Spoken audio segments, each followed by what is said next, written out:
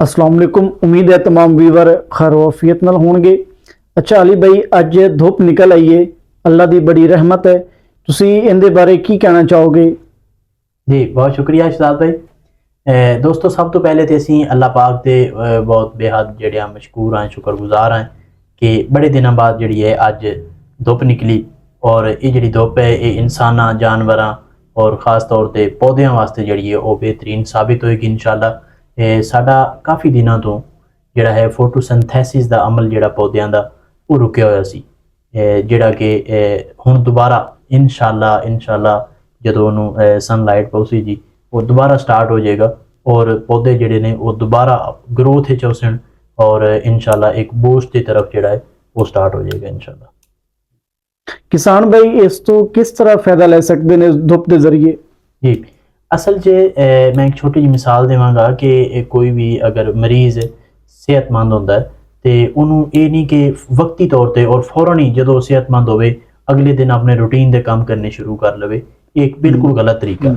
आहिस्ता आहिस्ता जिहड़ा है उन्होंने अपनी फील्ड वर्क या आहिस्ता आहिस्ता उन्होंने रूटीन आना चाहिए। सही। काफ़ी दिनों बाद तकरीबन 15 तो 20 दिन असी धुंध का सामना किया और पौधों ने भी ज़ाहरी तौर पर उस धुंध का सामना किया। असी फील्ड देखे जाके बिल्कुल सानू पत्ते नज़र ही नहीं आए। पत्ते जिहड़ा है वो पौधे का मेन जुज़व ने, असल जिंदगी ने, सानू वो पत्ते नज़र ही नहीं आए और ये बड़ा रुकिया हुआ सी।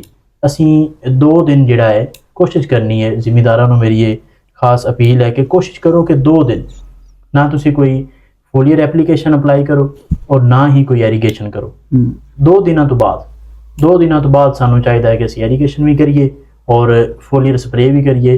करना इस वजह तो नहीं क्योंकि जो पहले साडा मैटाबोलिज्म है वो बिल्कुल मजबूत नहीं है, बिल्कुल रुकिया हुआ सी। आहिस्ता आहिस्ता अपने आप को स्टेबल करेगा, मजबूत होएगा। जो साडा पौधा स्ट्रोंग होएगा उस तो बाद इंशाअल्लाह असी उन्होंने फोलियर एप्लीकेशन भी करांगे और फर्टिलाइजर जी है वो भी अप्लाई करेंगे। किसान परेशान है कि असी एक फोलियर और फर्टिलाइजर वो केड़ी इस्तेमाल करिए?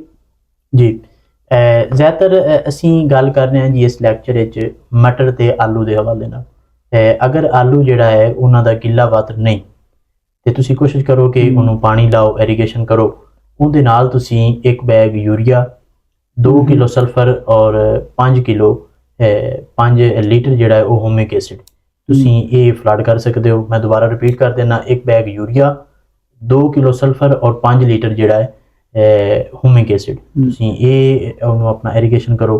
और सैकेंड जिहड़ा मटर है, मटरां ते तुसी कोई अच्छा बायोस्टिमुलेट और उहदे नाल जिहड़ा है अपना कोई भी तुसी जिहड़ा इंसैक्टीसाइड नाल मिक्स कर लो, क्योंकि जो ही सूरज की रोशनी पाउंदी है, सनलाइट होंदा है, उदों सानू अक्सर फील्ड बटरफ्लाई नज़र आएंगे जिहड़े अंडे बच्चे देंदे ने और उस अंडे बच्चे तो अगे इंसैक्टीसाइड जिहड़ा है वो सानू काफ़ी ज़्यादा उन्हां दा सामना करना पौंदा है। तुसीं कोई हल्का जिहा एक इंसैक्टीसाइड और उहदे नाल जिहड़ा बायोस्टिमुलेट ये मटर को स्प्रे करो।